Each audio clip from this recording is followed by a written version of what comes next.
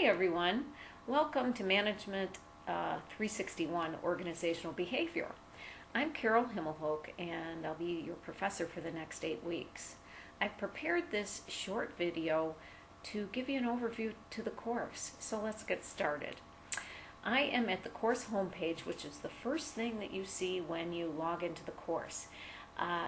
Often you'll see announcements posted at the top of this page. I typically will post them at the first day of each week, or if any particular need arises, you'll see a new announcement posted there. The rest of the information on this page just gives you my contact information, and then at the bottom for fun there's a link to the quotations page on the internet. So every day you'll see a new quotation that's driven from that site. I am in the course homepage and I'm going to start by clicking on the syllabus. The syllabus, of course, is a very important document that you should spend some time reviewing. I'm going to go over a few highlights here. First is the text, the required material. You need to get the 10th edition of the Kreitner-Nicky book, Organizational Behavior. This is the only one that's approved for this course, and it's critical that you have it on day one. We use this book heavily in the class, daily, in fact, from everything from our case study discussions every week. All your assignments come from case studies in that text and so forth. So it's really important that you get that particular book. And I think you'll find that there's a great value in it. It's a very good text that's very thorough in covering the discipline of organizational behavior. The other book, the Writer's Resource, the Maiman et al. Book, this is one that you own already from your previous coursework. So which edition you have for that I'm not so concerned about, but it provides really excellent help in terms of grammar and writing, as well as APA formatting.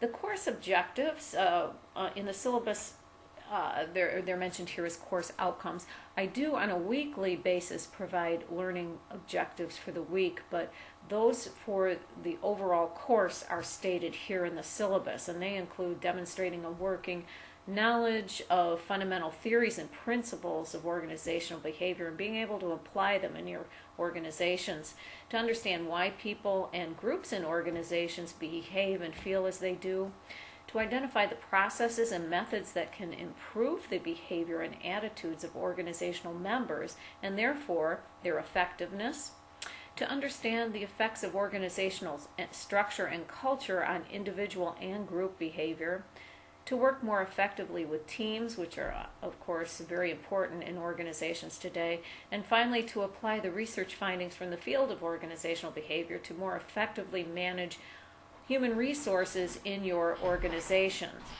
Now this is a totally online class, and so all of our learning strategies are provided in that online format. What you see next on the syllabus here are different assessment strategies. I provide a grading rubric which is used for the discussions, so you'll want to revisit this when you are participating in your weekly discussions, but generally I'm asking that you provide 5 substantive comments on 3 separate days of the week. The point here is that you interact with each other, and if you'll make all your postings in one day, that doesn't promote a lot of interaction. Let's look at the key deliverables for the course, and that's provided in this table here. You'll see that there are 1,000 points available to earn in the course. The first element, deliverable, is a pre-course assessment. It's a reading assignment of Chapter 1, a reading quiz rather, that's only 5 questions, but it's due by midnight on day 1 of the class. Then you'll see the most heavily weighted element in the course are your weekly online discussions. That's worth 320 points total out of 1,000. Each week there are 5 postings that total 40 points each, and so that's 8 weeks of the course to total 320. You have 2 short written case studies which are due in weeks 3 and 5, and those are worth 100 points each for a total of 200 points. Every week we have reading quizzes from the chapters that are due that week. Those are worth 25 points. There's 8 of them for a total of 200 points. And finally, there's a final case study written analysis that also includes an annotated bibliography that you submit in week 7, worth 275 points. The grading scale is pretty standard here. You'll see that all courses in College for Professional Studies are now following either if it's this in the point system or by percentage. That's the equivalent for what makes up an A, B, C, D, and E. Then if you scroll down through the syllabus, you'll see some policies. I do want to point out here if you have any technical issues with a course, there is a 24/7 online and by telephone help desk from eCollege, and it's a toll-free number. So I encourage you to use that resource if you run into any problems. Next in the syllabus is just a week-by-week layout of what we'll be covering. You will also find week-by-week layouts detailed, number 1 in the course calendar here, which is in the home page, where you will see noted what we're doing each week, and in red when there's something due. You'll see that deliverable noted. You'll also see in a given week a sort of overview by an introductory table in the welcome page to the week. Again, a reminder of every element that we'll be covering in the week. Back to the course homepage, you'll see that there's some other resources that are available here, and I encourage you to take advantage of them. I include a video that goes into a tutorial on plagiarism, so you know to avoid it. There's a tutorial, a video on how to create an APA template. Some norms for discussion are covered here. I'm going to click on the questions link here.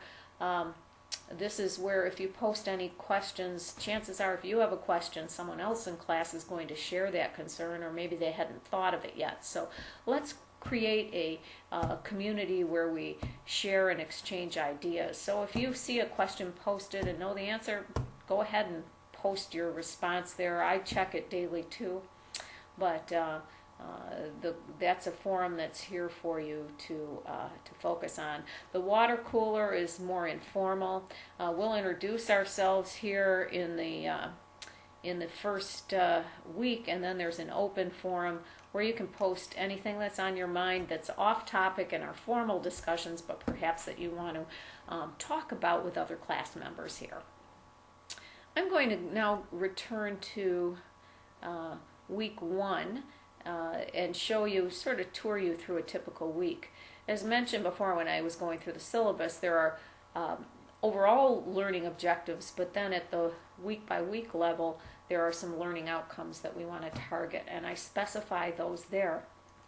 And then, depending on how many chapters are assigned each week, typically there's 2 chapters to read. In weeks 4 and 8, there's 3 chapters, but most weeks have 2 chapters. And you'll see that you have the ability to read the lectures here and click through page by page. And I want to call to your attention that on the last page of each lecture, there's little quiz questions to help you review what you just went over. So, and then also when you go to a lecture for any given lecture, you always have the ability to click this print all if you want a paper copy of it to print out. So that's there and available for you. As mentioned before, every week has a quiz, a reading quiz. It's in a multiple choice format, and there you have 1 hour to answer 25 multiple choice questions, and each is worth 1 point. The results of your quiz you will be able to review at the close of the testing period. So usually the quizzes are due on a Friday night by midnight, so come Saturday you can review your test and see your results. Every week for fun I post supplemental video or videos to be viewed. And then here's our discussion. As mentioned before, every week we will cover a case study in our class discussion. I open with one question, but typically each day or two, depending on how the discussion goes, I'll post a new question to keep things moving along. The rubric for the discussion, as I mentioned before, is posted in the syllabus. Most people do well on the discussions, but if for some reason you don't earn your full points, you can go in the grade book and I'll post a comment that explains why you didn't earn the full points so you can improve your performance for the following week. So again, I've gone into week 2. It's the similar type of format. Week 3 is where we have an actual paper due. You'll see the specifics of that paper are provided in the link there, and it mentions that you also want to be able to submit all of your papers here in the Dropbox. Doc sharing contains some grading rubrics. The grade book here, which I'm showing you a sample one here because I don't want to show any specific students' grades, but you can always click on the grade book to find where you stand in the course at any point.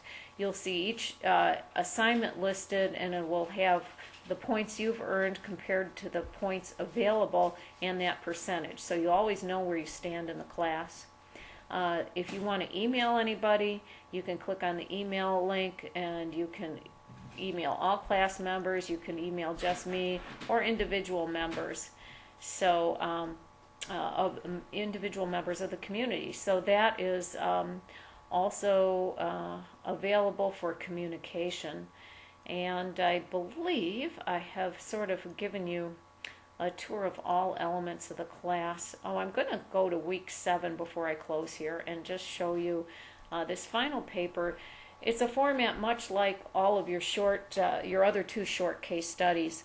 What you'll do is you'll, in a short paper, answer the questions that correspond with the case, and each question is a question heading in a short paper in APA format.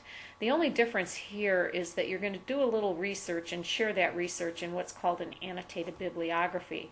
I provide some links here to what's meant by a peer-reviewed source and how to prepare an annotated bibliography. I also provide 2 videos that give you information on how to prepare an annotated bibliography. The case for this final paper is on Facebook, and the research that you're going to conduct is on information technology policies in the workplace. Also, I have a link here on how to, in week 7, how to conduct a library search using the ProQuest database in Siena's library.